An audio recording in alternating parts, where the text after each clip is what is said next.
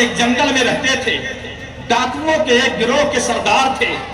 آپ کے ساتھی ڈاکہ مار کے لاتے تھے اور جو کچھ ملتا تھا آپ کی بارگاہ میں پیش کرتے تھے، اور فضیل بن عیاض کا نام بڑی دور دور تک مشہور و معروف تھا۔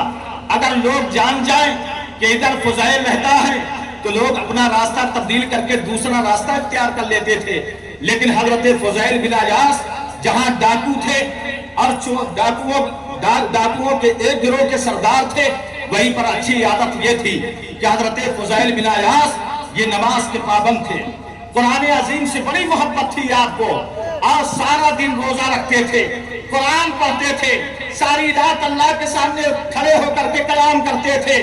تو لوگ آپ سے پوچھتے تھے کہ حضرت یہ آپ کے ڈاکوؤں کا گروہ یہ پورے علاقے میں آتنک مچائے ہوئے ہے اور آپ ہی کے اشارے پر یہ سب کچھ ہوتا ہے، لیکن آپ کا معاملہ ہے کہ دن بھر روزہ رکھتے ہیں، قرآن پڑھتے ہیں، رات بھر نوافل پڑھتے ہیں، ادھر ڈاکہ بھی مرواتے ہیں، آخر یہ ڈبل مسئلہ کیا ہے؟ تو حضرت فضیل بن عیاض کہا کرتے تھے، کیا تم نے اللہ کا یہ فرمان نہیں سنا؟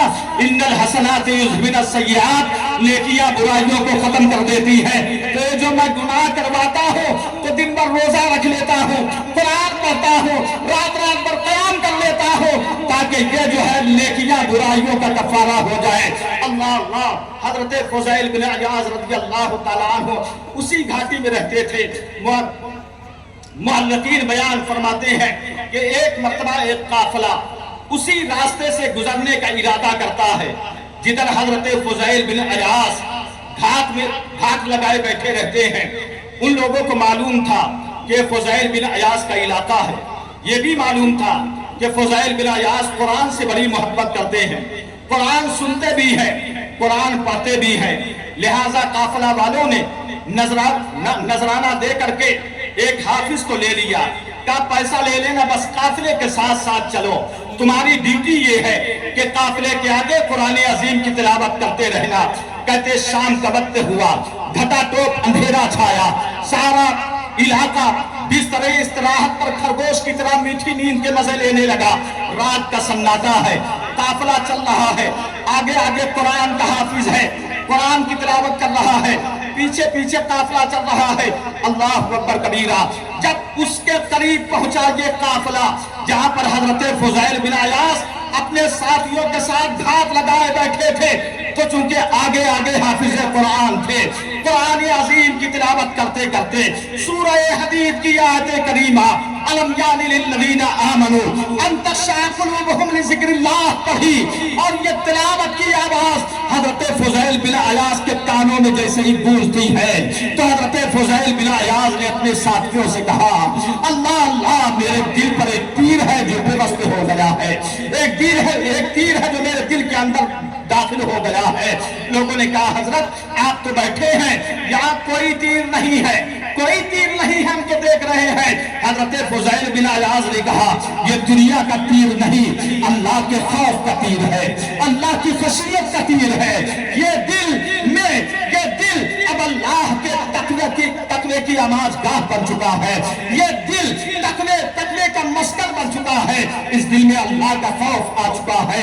اللہ اکبر، قرآن کی آیت سنی ہے، ارادہ بدل دیا ہے، جنگل میں ایک طرف چلنے لگے ہیں، قافلہ بھی چل رہا ہے، حضرت فضیل بن عیاض دوسری طرف چل رہے ہیں۔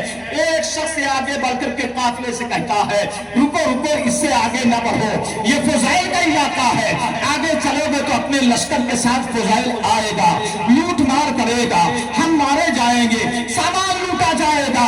قافلہ ڈر کے مارے وہی رک جاتا ہے، فضیل کے کانوں میں قافلے والوں کی آواز پہنچتی ہے، حضرت فضیل کی آنکھوں میں آنسو ہے، اشک بار آنکھوں سے گر گراتے انداز میں حضرت فضیل کہتے ہیں اے اللہ کے بندو، اب فضیل سے ڈرنے کی ضرورت نہیں ہے، فضیل نے اللہ سے توبہ کر لیا ہے، اب فضیل ویسے ہی تم سے بھاگ رہا ہے جیسے کل تک تم فضیل سے بھاگتے تھے۔ یہ قافلہ امن و سلامتی کے ساتھ چلا جاتا ہے۔ اب فضیل بن عیاض کا معاملہ یہ ہوا، اپنے منہ پر خاک اڑاتے جاتے تھے اور جنگل میں گھوم گھوم کر کے اللہ تعالیٰ سے کہتے جاتے تھے مولا تیرا بندہ گناہگار اسیا شعار فضیل بن عیاض ہے، تیری طرف منہ کر کے آ رہا ہے، توبہ کر رہا ہے، मौला अपने बंदे फुज़ैल की तौबा कबूल फरमा ले, मौला इसे माफ फरमा दे, बख्श दे, इसके मुखालिफों को राज़ी फरमा दे। हज़रत फुज़ैल बिन अयाज़ एक एक मुखालिफ के पास जाते थे और माफी मांगते थे, लोग माफ भी करते जाते थे, लेकिन हज़रत फुज़ैल बिन अयाज़ ने एक यहूदी का सोना लूटा था और उसका सोना क्या कहते 100 दीनार थे। जब इस यहूदी के पास फुज़ैल बिन अयाज़ गए और कहा मुझे माफ कर दीजिए, तो उस यहूदी ने कसम खाई कि मैं अल्लाह की कसम खा के कहता हूं कि जब तक तुम मेरा सोना वापस नहीं करोगे मैं तुम्हें माफ नहीं करूंगा। फुज़ैल गिड़गिड़ाते रहे, रोते रहे, मचलते रहे, माफी मांगते रहे, लेकिन यहूदी माफ करने को तैयार नहीं है। आज आदमी ये समझता है किसी को लात मारो मुसल्ला बिछा के तौबा कर लो, किसी की जमीन मारो मुसल्ला बिछा के तौबा कर लो, किसी का हक मारो मुसल्ला बिछा के तौबा कर लो, अल्लाह माफ फरमाएगा। मैं कहता हूं तुम्हारा मुसल्ला फट सकता है, तुम्हारी पेशानी के दो टुकड़े हो सकते हैं, लेकिन अल्लाह माफ फरमा दे ये नहीं हो सकता है। पहले जिसको थप्पड़ मारा है, थप्पड़ के पहले बदले तुम्हें थप्पड़ खाना होगा। जिसकी बेइज्जती की है उससे माफी मांगनी होगी, जिसका हक तुमने लिया है उसका हक वापस देना पड़ेगा। क्या माफी मांगनी पड़ेगी? जब हकदार अपना हक माफ कर दे, अब अल्लाह से तौबा करो, तब अल्लाह ताला फरमाएगा यही माफ फरमाएगा, यही कानून शरीयत है। मचल रहे हैं, गिरिया बजारी कर रहे हैं, मेरे पास 100 दीनार नहीं है जो मैं तुझे दे सकूं, ए अल्लाह के बंदे मुझे माफ कर दे। लेकिन यहूदी है कि माफ करने को तैयार नहीं है। लेकिन मशहूर है दिल से जो बात निकलती है असर करती है, पर नहीं ताकते परवाज बदल रखती है।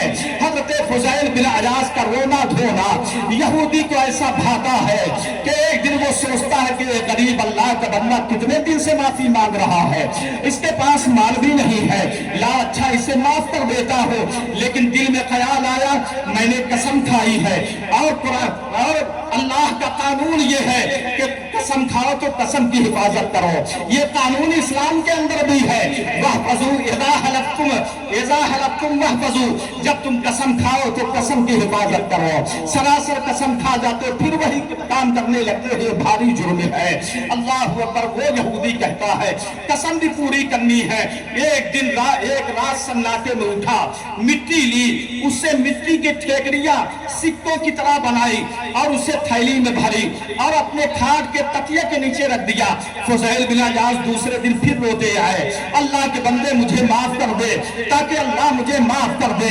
तो यहूदी कहता है सुनो मेरी कसम पूरी कर दो, मेरी चारपाई के तकिए के नीचे जो सिक्के रखे हैं उठा करके मुझे दे दो ताकि मेरी कसम पूरी हो जाए, गिन के मुझे दे दो ताकि मेरी कसम पूरी हो जाए, मैं तुम्हें माफ कर देता हूँ। अल्लाह अल्लाह। हज़रत फुज़ैल बिन अयाज़ ने कहा बड़ा आसान काम है। गए और वो थैली उठाई, थैली को खोला, गिन करके जैसे ही खोला तो क्या देखा कि वो थैली सोने के सिक्के से भरी हुई है। फुज़ैल ने गिना, गिन करके यहूदी को दे दिया। जैसे ही 100 की गिनती पूरी हुई, ये यहूदी कहता है सरकार हाथ बढ़ाए, कलमा पढ़ाए, इस्लाम में दाखिल फरमाए। फुज़ैल ने हाथ बढ़ाया, कलमा पढ़ाया, इस्लाम में दाखिल कर लिया। जब ये नौ मुस्लिम हो गए तो हज़रत फुज़ैल बिन अयाज़ कहते हैं ये अल्लाह के बंदे इतनी जल्दी इनकलाब और बदलाव कैसे आ गया, मेरे हाथ पर कलमा पढ़ने का इरादा कैसे तूने कर लिया। तो वो यहूद नौ मुस्लिम कहता है अरे सरकार मैं जाहिल नहीं हूँ बल्कि मैं तौरात का आलिम हूँ और मैंने तौरात में पढ़ा है कि मोहम्मद रसूलुल्लाह के बहुत सारे उम्मती ऐसे होंगे कि जब वो तौबा करेंगे अल्लाह उनकी तौबा कबूल फरमा लेगा, तो उनके हाथों में तासीर होगी कि अगर वो मिट्टी को भी हाथ लगाएंगे तो सोना बन जाएगा। तो हुजूर इस थैली के अंदर जो सिक्के थे वो सोने के नहीं थे, वो मिट्टी के सिक्के थे। लेकिन ये मिट्टी के सिक्के जो सोने के सिक्के में तब्दील हुए हैं, यह आपके हाथों की बरकत है। अब मुझे यकीन हो गया है कि अल्लाह ने आपकी तौबा कबूल फरमा ली है। और मैं ये भी जानता हूँ कि जब अल्लाह ताला किसी की तौबा कबूल फरमाता है तो वो अल्लाह का मकबूल बंदा बन जाता है। तो जैसे आप मकबूल है, मैंने चाहा आपके हाथों पर کلمہ پڑھو تاکہ اللہ کے درگاہ کی محبوبیت میرے حصے میں بھی آ جائے۔ اللہ تعالیٰ مجھے بھی مقبولیت اور محبوبیت عطا فرما دے۔ اے مسلمان، یہ قرآن ہے، قرآن جب کوئی اس کے دامن کو پکڑتا ہے، خشیت ربی سے اس کو پڑھتا ہے، محبت سے پڑھتا ہے، تو جانتے ہو اللہ کا قرب حاصل اس بندے اور بندی کو ہو جاتا ہے۔ بتاؤ، غوث اسی سے بنتے ہیں، کتب اسی سے بنتے ہیں، اوتاد اسی سے بنتے ہیں، ابراد اسی سے بنتے ہیں۔ یہ قرآن ہے، قرآن۔ قرآن کا مطلب بلند و بالا کتاب ہے۔ یہ قرآن تو بلند و بالا ہے ہی ہے۔ اللہ ان کو بھی بلندی عطا فرما دیتا ہے جو قرآن کے دامن کو پکڑتے ہیں، اس کی تلاوت کرتے ہیں، سینے سے لگاتے ہیں، سر پہ لگاتے ہیں، سر پہ رکھتے ہیں۔ دونوں جہاں میں تم کو خدا رکھے سر کرو، لیکن ہے شرط روز پڑھا کیجیے قرآن۔